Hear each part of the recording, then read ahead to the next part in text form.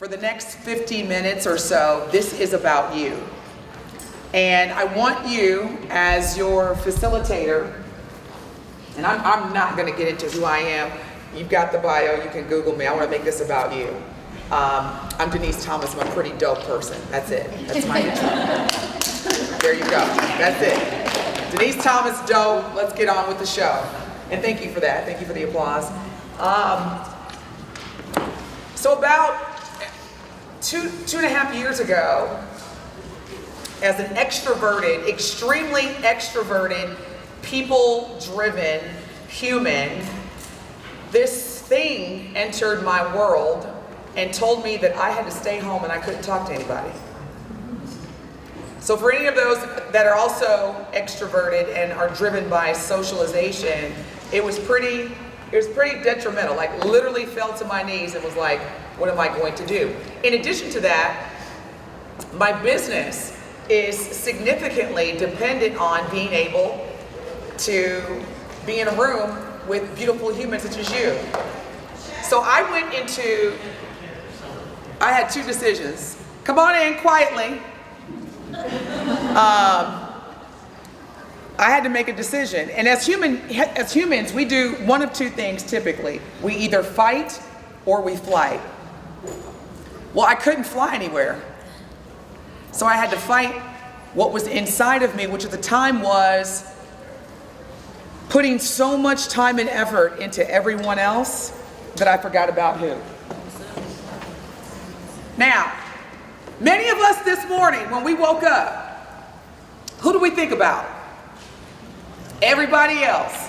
I gotta pick up this person, I gotta sign this email, I gotta make this report, I gotta do that, I gotta do this. And we did not think about who? Ourselves. Let me break it down to you this way. By show of hands, how many in this room have a bank account? At least one bank account. Now, as the responsible adults that we are, we make sure our bank accounts or bank accounts have what? Money.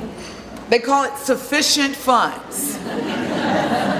All right? Sufficient funds is what we as responsible adults make sure that our bank account has. Some of us, if you're like me, based on it, come on in ladies, based on how I am, because of all this like hacking, I'm checking my bank account like 3 or 4 times a day. Okay, scroll, oh, yeah, we're good. Now, not that anyone in this room knows anything about this, but if at one point there are more withdrawals than sufficient funds, our account goes into what? Negative. And someone said that overdrawn. Overdrawn. Now, how would one feel? Because I know no one in this room knows anything about that. I do. Not recently, but I've been there. See, it's another thing on the side, ladies. Do not be embarrassed or ashamed about your before. Because when people see me now, I make sure that they know I did not inherit wealth. Most of us in this room, we work hard every day. So you cannot be apologetic for your success. You can't be apologetic for your greatness. You cannot dim your light for everyone else to shine. Women in business are not successful by operating as Kelly or Michelle. No, I'm Beyonce.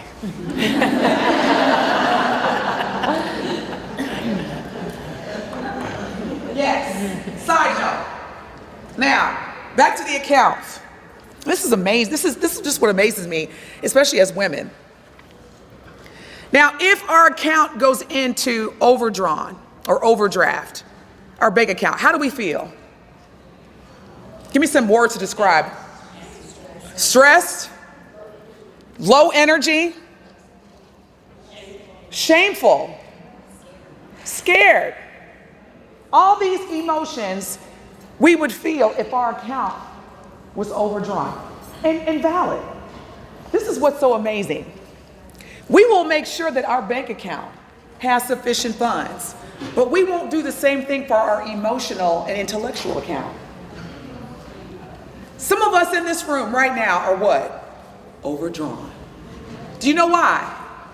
Because you have allowed people, places, and things to constantly withdraw from you,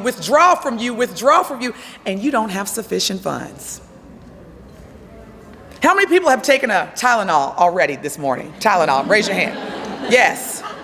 That's your brain telling you that you need to make a deposit. Are y'all with me? A deposit could be painting my toenails, driving down the lakefront. I don't understand why people don't take advantage of this incredible city. I now live in Dallas. I moved to Dallas in February, but I'm here in Milwaukee quite a bit.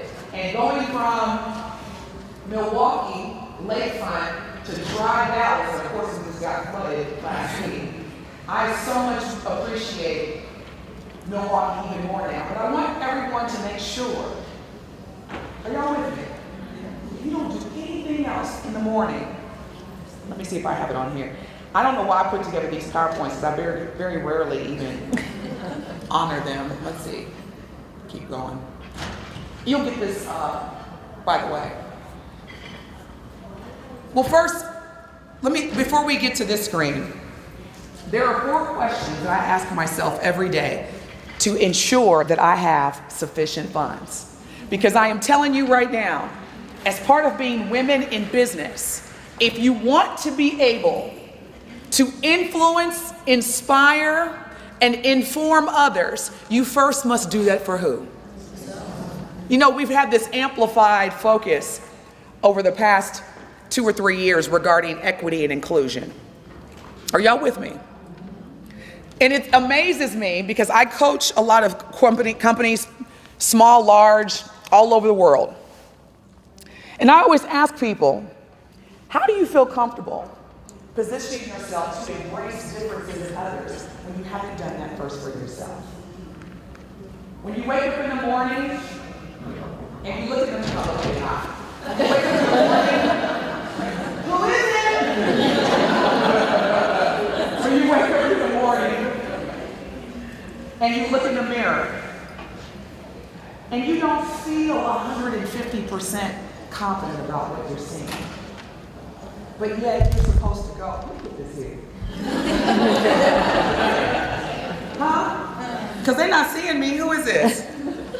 Okay, you're not going to see me. I'm going to be moving around for a little bit. So let me just put this right here. Okay. There we go. It is going to be extremely challenging for you to dedicate and commit yourself, which many of us have done. We have made a commitment to be more inclusive with others, but yet we haven't taken the time to truly embrace everything about us. Some of us dress a certain way because of what we think others want to see. We speak a certain way. Now, obviously, just in case y'all didn't know, I'm a black woman. And I was conditioned as a Gen X to conform in a predominantly white environment. Don't be offended, it's just the reality.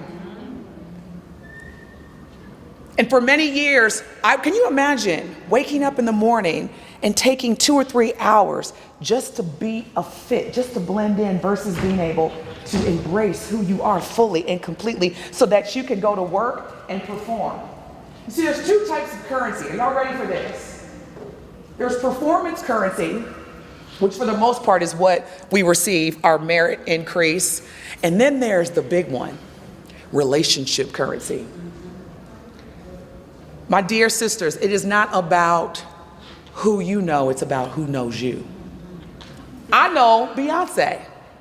Beyonce don't know me yet. I know Justin Timberlake. He does know me though. I do have pictures. He doesn't know me yet. But I say this to say that you must, if you come into this session, if you come into this symposium with the expectation of learning strategies and practices and tactics about being a better and successful woman in business, but you have not made sure that you have what you need, it will be very difficult for you to do that for others. Are y'all with me? Now, how many people in this room have heard me speak maybe prior to COVID? Have you been to a session? Okay, I look a little different, don't I? Let me tell you something. My weight loss had nothing to do with trying to be a certain size, because I know what it's like to be 215 pounds. No, when I was pregnant, I was about 260. I know what it's like to be 260. I know what it's like to be 140. But the weight loss was not physical. It was mental. Not that I lost my mind. But I had to remove a lot of things that were serving and operating as barriers. Because many of you came into this session with the expectation of learning how to have better relationships in the workplace. I'm telling you right now, before you can be able to synergize with others, especially those that are different from you, you must first take care of who? Yourself. Now I'm going to say a couple of things, and for some of y'all it's going to sting a little bit, but I'm not running for mayor. I'm not Miss Congeniality. I used to be. Now the people that matter don't mind, and the people that mind don't matter. All right, here we go. The first thing I want you to think about as you are continuing to manifest and foster meaningful relationships in your respective workplaces, in your respective networks. Stop expecting you from others. I'll say it again. Stop expecting you from others. Now, I'm going to pick on Sheila. Sheila and I work together very closely. I'm being hypothetical. Sheila and I work together very, very closely. Now, in meetings, here comes chatty Denise. Just chat, talk. Sheila's very quiet. Now, during the performance review, our leader, our manager, says, you know what? I don't think that Sheila's very engaged. She seems withdrawn. She seems like she doesn't want to be here. Whereas you, Denise, you are always vocal in meetings, always contributing. Yeah, I like your style. Now, what do you think my manager is in terms of her leadership style? She's the what? You. She's the same. She's measuring Sheila and I, our performance based on her own. She's expecting Sheila and I to be just like what? Her. Now, the power in inclusion and embracing differences is not judging Sheila and saying that she's withdrawn or disengaged because she's not talking, but maybe embracing the reality that she's a processor. She's listening, she's observing, and afterwards she goes back to her respective location and starts coming up with what? Solutions, ideas. Do you see how I did that? Because in relationships that you're trying to foster and you're trying to pour into, you cannot expect you from others.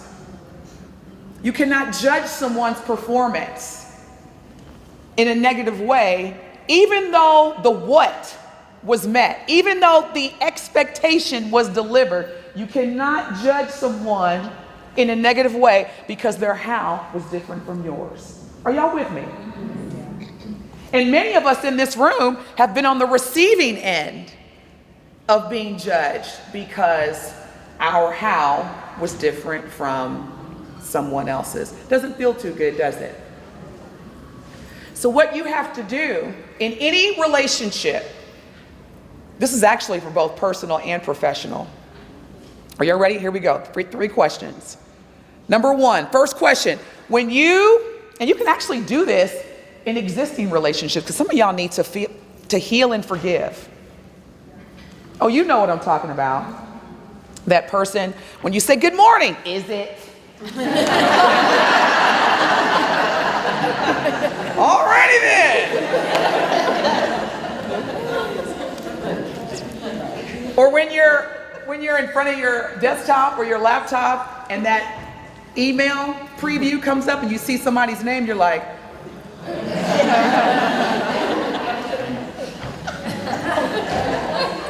Jesus.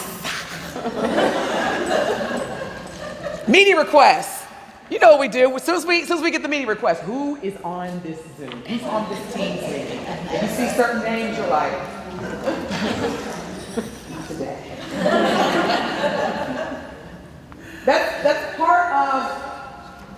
part of not taking a step back and repairing the roof while the sun is still shining. A lot of us want to focus on repairing after the storm has come. So I'm gonna give you 3 questions. Are y'all ready? It took me a long time to be able to do this in these shoes. I just want y'all know this because I keep seeing y'all. I've been watching you. I see. Oh, it's like, so bring it up here. So impressed. All right, we good? All right. First question. What is the type of synergy that we need to create in this relationship? What's the type of synergy? Second question. This is a good one. What do you need from me in order to thrive in your role? I didn't ask what you need from me to get your job done. I didn't say I'm going to do your job. I said, what do you need from me in order to thrive in your role? How can I support that? Third and final question for any meaningful relationship. This is my favorite question because I need to understand. Notice I'm not using the word if. When things become challenging, how should we collectively manage those challenges? Collectively. Not siloed, not a separate group chat. It's funny, I love observing people at like restaurants when there's like a big dinner party, and you can always tell when 3 of the 10 people, they have their own little side group chat, because they're all like this. We gotta stop doing that. When there's challenges, we need to clearly identify how are we going to collectively navigate through those challenges.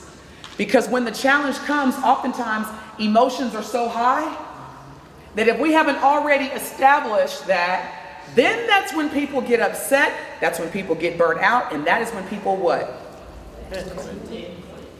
And we are in the midst of a labor shortage. Seriously. And here's the reality, women, I was going to say ladies. The industries that we depend on the most as well as lead in the most are the ones that are most impacted. Health, healthcare. Majority of people in healthcare are who?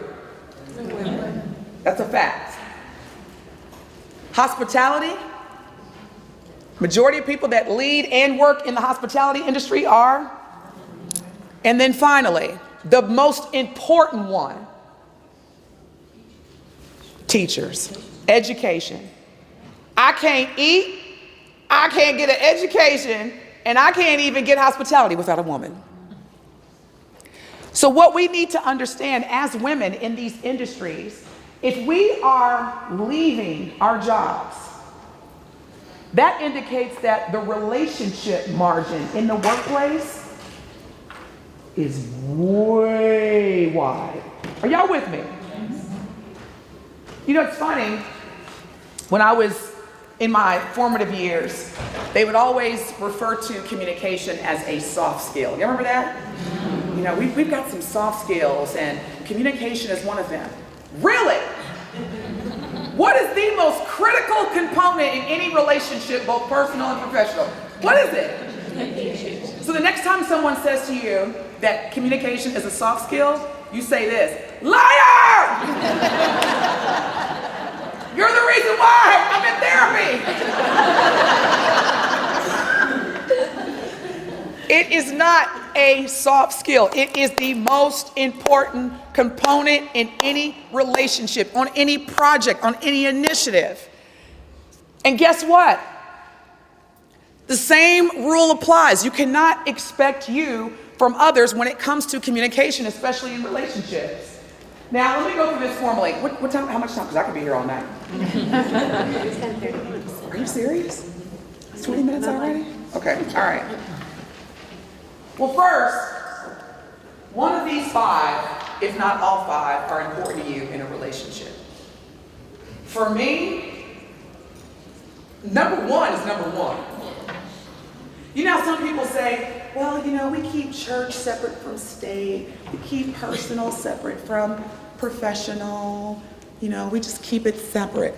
How's that been working out for you for the past 2.5 years? Everything that we were conditioned to believe that we keep separate became what? Came one. And we had to manage both at the same time. If I don't like you, if I don't trust you, if we do not have open communication, guess what? It's going to be very difficult for us to make some great things happen. I'll never forget, I was on an advisory council, I'm not going to say the organization. I hope she's not in here. She'll not talk about it. And one of the other council members, advisory council members said, well, you know, Denise, I don't really have to like people that I work with. Really? So having a meaningful, trusting relationship, open communication, that's not important? Well, no, I separate that. I don't have to like you to work with you. I'm like, this is where you and I are completely different. Because as far as I'm concerned, in the words of the great, late Franklin D. Roosevelt, people do not care how much you know until they know how much you care. That's a fact. That's not a feeling. We all know that. So in relationships, all these 5 things are so important. I want to know, especially after the past 2.5 years that we've experienced, I want to know that when things go, we could talk about it. And here's the thing. I may not have all the solutions, but I can still be impactful in this relationship by doing what? Listening to learn and listening to understand. I know there's a lot of perfectionists in the room, a lot of perfectionists that like to fix things. Let me remind you that listening is just as powerful, because there are going to be a lot of problems. Dear perfectionists in the room, I'm not going to call you out. My radar's going off. Hold on, let me see. I ain't going to call you out, but hold on. Ooh, we got some in this row.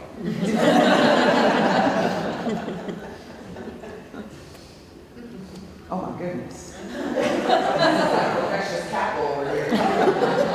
I'm feeling some over here too. Let go of the perfectionist in you, because there will be problems that you can't solve.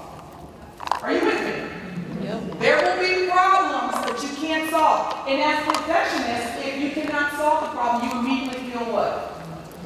You feel like you failed. No. Listening is just as powerful.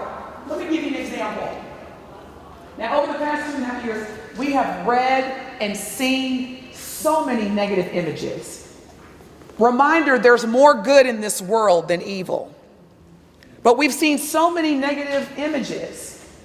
And how many times did you just think, I wish I could do something to help? I wish I could do something to help. How many times did that just go in your head? What can I do? What can I do? I feel powerless. I can't do anything.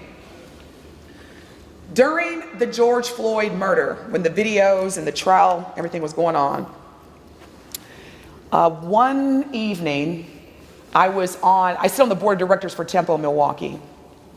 And we were on a call of some sort that evening. And I was supposed to facilitate a conversation regarding equity and inclusion. Many people didn't know that before the call, I had received another call. This one's from my son. Now, my son is 24 years old.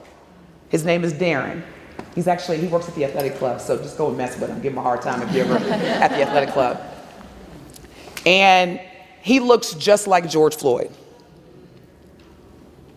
My son looks just like George Floyd. So every morning, I have to deal with the fact that my son could be murdered just based on how he looks. That's exhausting. And he had called me, and basically, to make a long story very short, that he had been racially profiled by a security guard who was armed. Now, being the effective communication coach, let's just say I paid a visit to the Walgreens the next day. He's no longer there, but that's neither here nor there. The ladies on the Tempo call could tell that something was happening. And I told the story in full detail of what happened.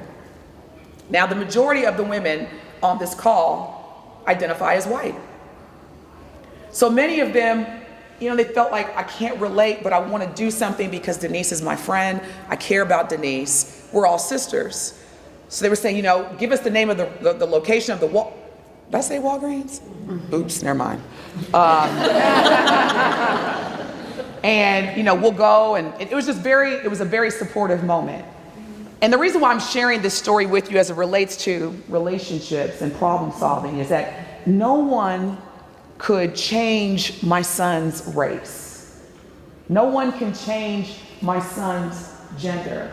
All the isms, homophobism, sexism, ageism, racism that exists, none of us in this room can solve that. Are y'all with me? But in that moment, what was part of the solution for me to be able to keep moving was that I was hurt. As I was telling the story and tears were coming down my face, and for those that know me know I'm not the most vulnerable person. I'm working on it. And so as tears are coming down my face, I'm looking at this screen. It was a Zoom meeting full of women that were of all races, ethnicities, sizes, shapes, that were listening and saying, that must be hard. That must be difficult. Do you know how much easier it was for me to keep going, knowing that I was hurt and that empathy was demonstrated? That's powerful. That's a solution. So I want everyone in this room, as part of relationship building, to stop expecting you from others and to know that listening in any relationship is just as powerful. Now, also, as part of relationship building, now we all know that there's different generations in the workplace, right? There's the millennials.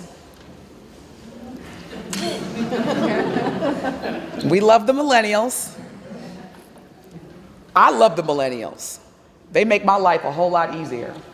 Then there's Gen Xers, baby boomers, and we still have a sprinkle of traditionalists in the workplace. Now, when I say stop expecting you from others, I mean in communication as well. Because if you're an emailer and I'm a texter, are y'all with me? We need to establish what's the best way to get in contact with each other as colleagues. I'll give you another personal story. My daughter graduated from high school. She left the house in 2013. I'm like, praise God, got one more to go. My son and I were at home. I'm upstairs in my bedroom. It's the attic, but it was my bedroom. And he's downstairs. I'm on my laptop watching TV, working in the bed. I get a text message. I look, guess who it was? And guess where he was? Guess what the text message said? Who said that? I'm hungry, what's for dinner?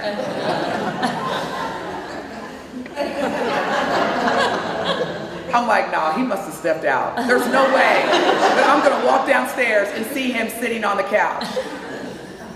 Darren, yes? Are you seriously downstairs texting me? So I text him back while I was standing in front of him. I was like, nothing, you will starve. In all seriousness, we had to have a sit down. Because one of the things that I had to do differently was understand that he had no intention of being disrespectful. He is a Gen Zer. So that's the way that Gen Zers communicate. He wasn't trying to be disrespectful. And so I share that story because many of us have placed judgment on others in terms of this person ignores me, this person never responds to me, this person never is timely, because the communication mechanism is different from yours. So you have to make sure that you establish in those relationships, listen, I'm a texter. Okay, well, I'm an emailer. Or, hey, I love to meet face to face. Because I'm gonna tell y'all right now, beautiful ladies and gentlemen, if you email me, give me about 1,200 to 1,800 business days for a response. I tell people all the time, if you email, I receive, just like everybody else in this room, thousands and thousands of emails. I get it. Some people, especially those that are Gen Xers, we like to email because it's what we call, let me speak in the millennial language, receipts. We make sure that we, oh, wait a minute. No, back in 1989, you emailed me this. Yes, we have emails from 1989. Somebody was like, is email even existing? But just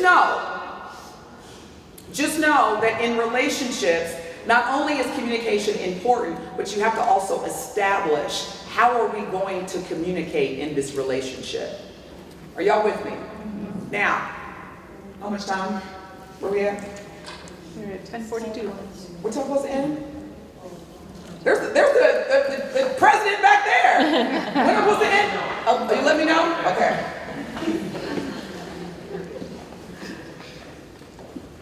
Now, I have to remind you really quickly that each of us in this room, that as we're managing and navigating through relationships, you have to be mindful that we are who we are based on this pathway. We were born, and then through the time that we were born, through about 7 years old, we were conditioned. Who conditioned us? Who else? Say it again. I said anyone around you. Anyone around you, absolutely. I like that. Yes, I'm gonna steal that. Thank you. Anyone around you. Anything you watched on television. See, for me, I was the remote control in the house. I don't know about anybody else. I'm 46. I was the remote control. Like, Dad is literally like not even a foot from the TV. Denise!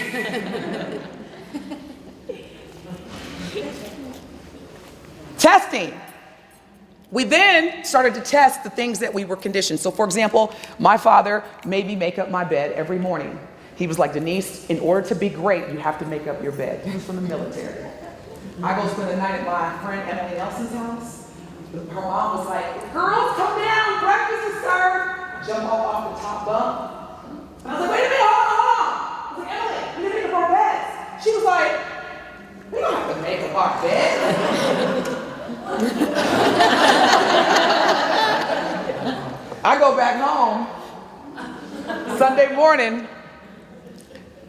My dad's like, you making us late to church.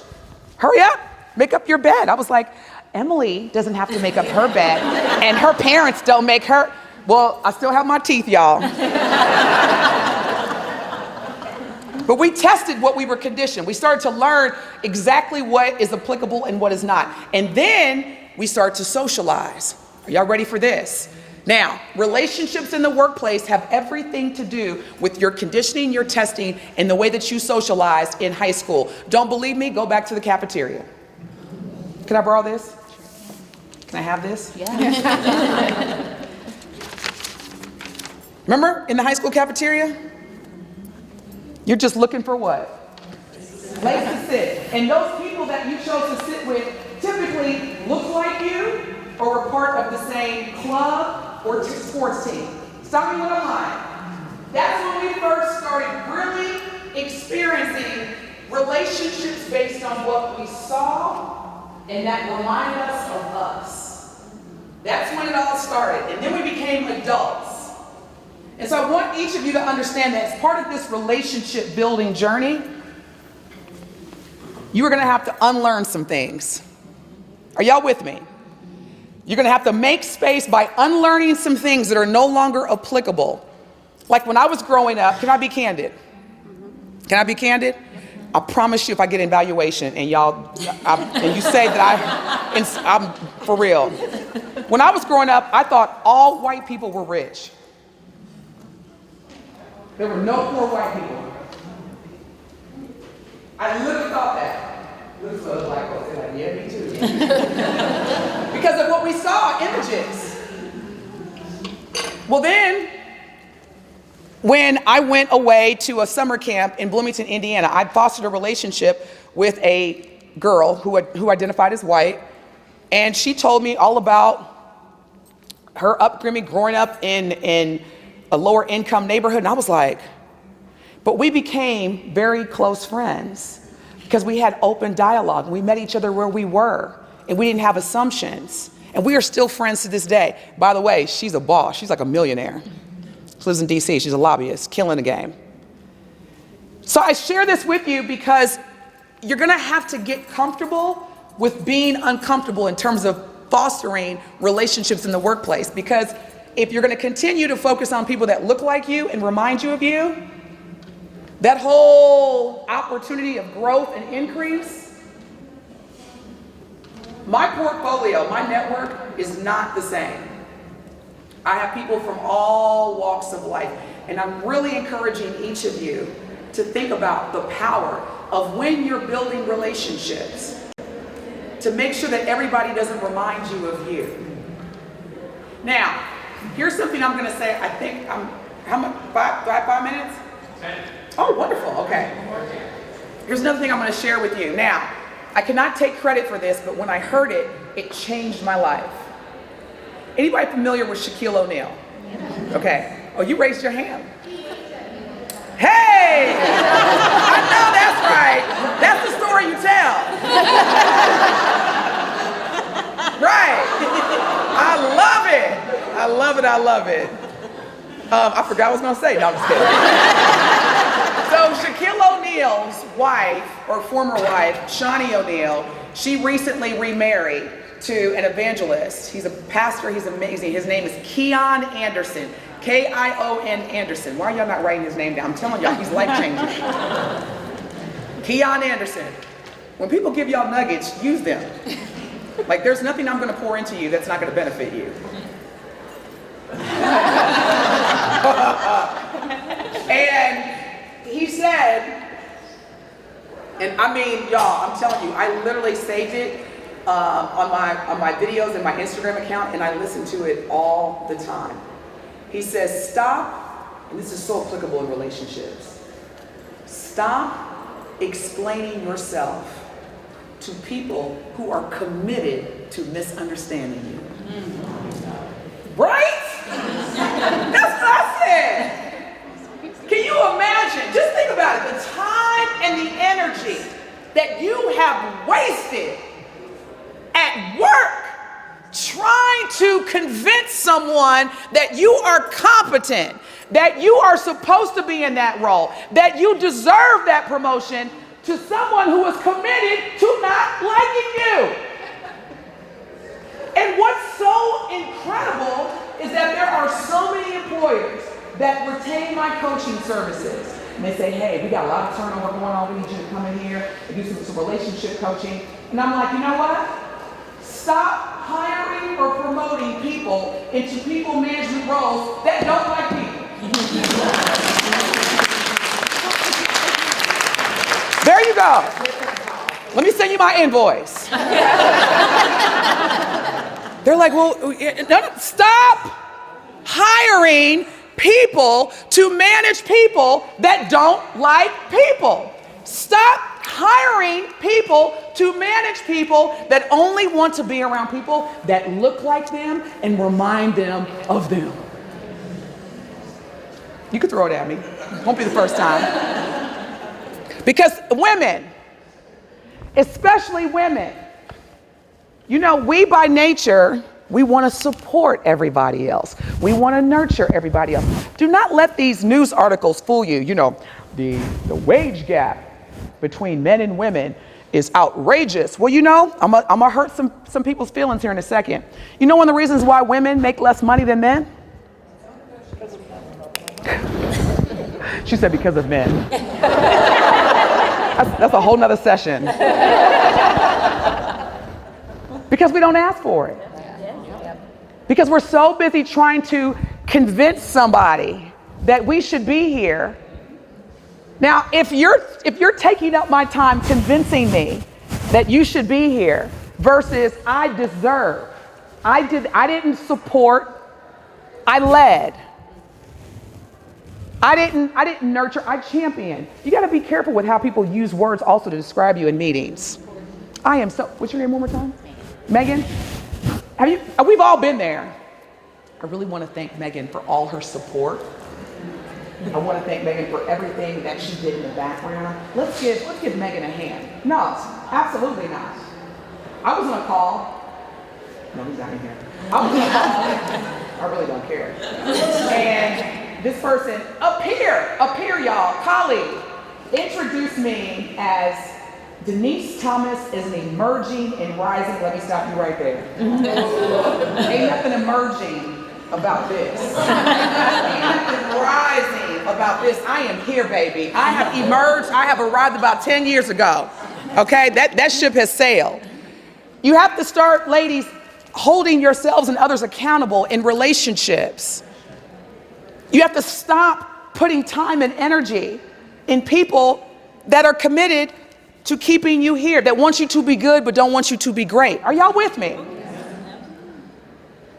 Because some of us right now need to look at our phones, open up our calendars and say, is this meeting where I'm going to shine, or is this meeting where I'm trying to convince? Delete all the meetings where you're trying to convince someone to like you. Now, if you're trying to convince or influence a new policy or a new process, I'm not talking about that. You know what I'm talking about. Because it is a distraction from you being innovative and creative and exceeding deliverables. And then at the end of the year, when they say, well, we're not going to give you that promotion this year, do not be mad at them. Be mad at who? Because you what? You allowed it. I know so many HR people are going to be emailing me, what did you do? We had 10 women just walk out. Do not walk out. Have the conversation.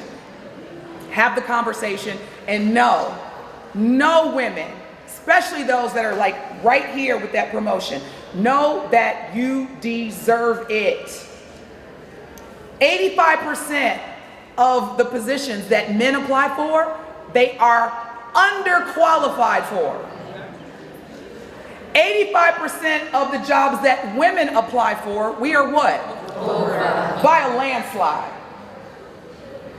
Hey John, how long you been with the company? About a month. Okay. What are you thinking about? I don't think I'm gonna apply for CFO next month. And he gets it. For many reasons, but one is because they don't use words like support. I led, I championed, I managed, I hired, and with the support of Ashley, we made it happen. Quit being a pip. Be Gladys Knight. Quit being a miracle. Be Smokey Robinson. Quit being Kelly and Michelle. Be who? Beyonce. Look at all the men in the room. They're like, what is going on? This is women in business, gentlemen. This is women in business. All right, I'm going to close. I got 5 more minutes, I think. Yes. Yes. Did you say that like you want me to continue or you want me to stop? Keep going? Okay, all right, just checking. Oh, wrong way. And remember, you're going to receive this content. I just ask that for those that didn't get up in the morning like you did, don't share it with them. That's nothing women we do too much. Don't be like, nope, you should have went. Yeah, don't share this with them. Plus, I'll sue you. Hail, I will sue you. I love you, but I'll sue you. Humility. Women, we already have that. Empathy. We already have that. The opportunity, though, in terms of relationships is, again, are you being humble and empathizing with people that are different from you? Because that's where the success comes. Also, when you go back to your respective, like, even if it's at home, the place that you spend the most time in terms of work, home office, on-site, both, I want you to collect images and items and pictures that inspire you and remind you of who you are and why you're so great. Now, women, do not have this big 8x10 of you and your family. That's not what I'm talking about. We do it all the time. I'm like, what do you enjoy doing? Oh, I love picking up my kids from softball. No, you don't. That's what you have to do. Stop it, women. I love making food for my... No, you don't. I'm talking about you. things that are going to inspire, remind you of how amazing you are. Your family, they already know. Your employees, they already know. You have to remind yourself every day that you are amazing, that you are great, that you are enough, that you deserve every great thing that is about to happen in 2022 and beyond. This right here, it manifests. It manifests. I have a picture of me in front of Buckingham Palace when I visited because I went to meet the Queen before. I love the British monarch. I love the Queen. You talk about a bad woman. She's like all these little male prime ministers. I've seen about 18 of them, and I'm still the Queen. I love it. Love her. But yes, put vision in front of you that's about you. And remind yourself every day, because that's what's going to help you be great for others in those meaningful relationships. I'm not going to play this video because we don't have time. I'm closing now. I want to leave with you 5 practices. Because I know a lot of times when we attend symposiums, it's good to be motivated, it's good to be inspired, but give us some stuff that we can apply, Denise. So I'm here for you. Number 1, identify.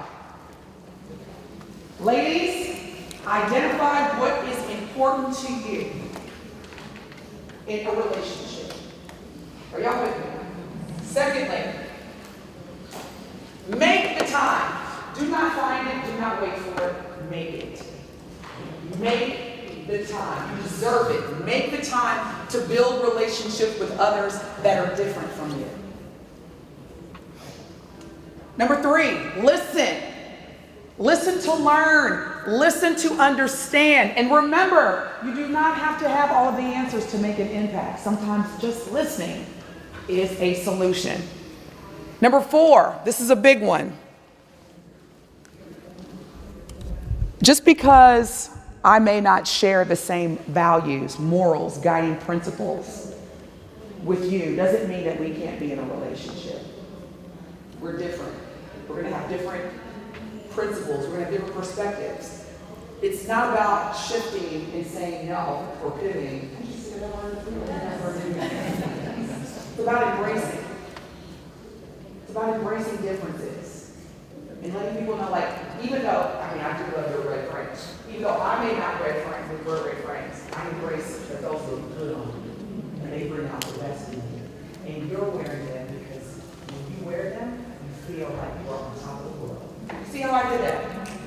That's what we got to do. And then finally, don't expect you from others, but most definitely appreciate. Let someone know that you appreciate them. Thank you. And only be in relationships with people who will do the same for you. I mean, light up when they see you walk into a room. Smile when they see you walk into the room. Ask you, what do you need from me, when they see that you're not 100% you. That's meaningful. That's what brings out the best in us in the workplace. If there is someone right now, or more than one person, that you have been disagreeing with at work, to the point when you see their name or you're in a meeting with them, you're just like, oh yeah, you, come on, this is for you. Forgive. Go back to the mission of your organization. It's way bigger than that disagreement. Everybody in this room, the work that we do is literally saving someone's life. We've got my dear friend Kathleen, former Wisconsin State Fair CEO. And the reason why I'm calling her out is because she had trusted me when she was the recipient of Women of Influence a couple of years ago. Or no, more than that. COVID, boy, I tell you, she's got my brain. 5 or 6 years ago.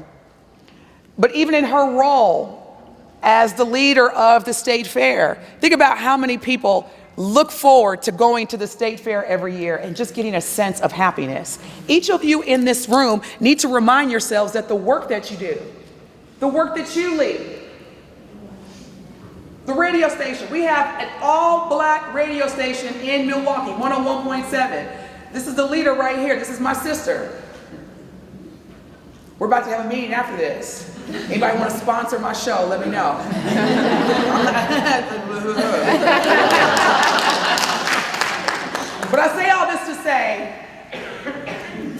whatever you need to fix in those relationships. Forgive, heal. Go back to the bigger purpose of what you do every day, because you're valued, you're needed. And if you don't feel valued or needed, have the courageous conversation and reevaluate, do I really need to be in this relationship? Women in business, thank you so much.